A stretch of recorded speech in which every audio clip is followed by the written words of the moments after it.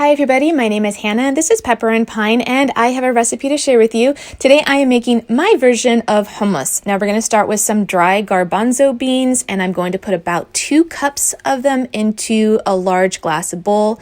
And to that I'm going to add about a teaspoon of baking soda. Next we're going to add about 4 cups of water. I'm going to mix that all together.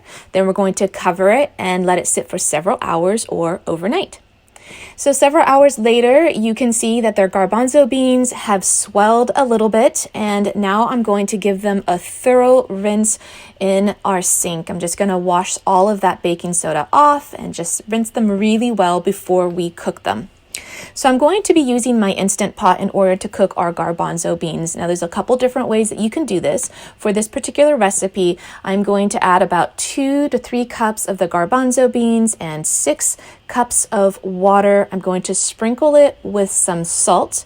We're going to add that lid on, and we're going to make sure that the gasket and the lid is well secured and that the vent is closed. Next, I'm going to put it on high pressure for 1 hour and 10 minutes. So once it's completely cooled down on its own, we can open them up and see that their garbanzo beans look amazing. They're nice and soft and ready for our hummus. So I've taken 2 cups of those cooked garbanzo beans, and to that I'm going to add about 4 cloves of garlic. I'm using my mortar and pestle in order to do this, and actually just mashing it onto our cutting board. I'm going to add it to my NutriBullet with those garbanzo beans.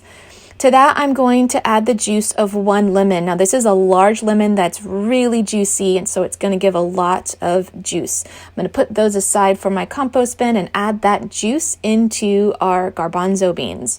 So it's going to be nice and lemony. Next, I'm going to add about a teaspoon of cumin. And then to this, we're going to add less than a half teaspoon of salt.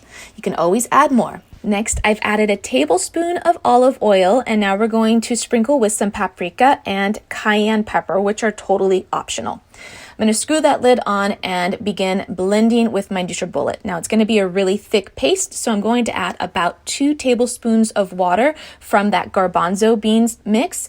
And you can always add more water. You can add a little bit at a time until you reach the consistency that you want. So I'm going to check it now. It's nice and thick and it tastes amazing.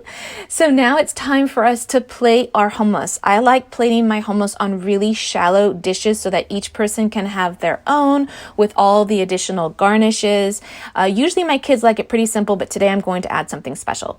So I'm just going to spread it on this shallow dish so that it's a nice thin layer. I'm going to sprinkle it with some more paprika, cayenne, and cumin. These are garnishes that add a visual appeal more than taste. And next I'm going to drizzle it with a little bit of olive oil and garnish with a peppercini.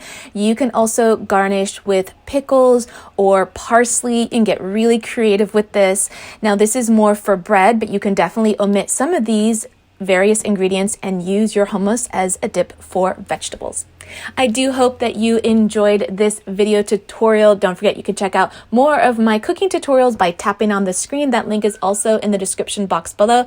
Don't forget to check out the blog post that accompanies this video for more information. You can find that link down in the description box below.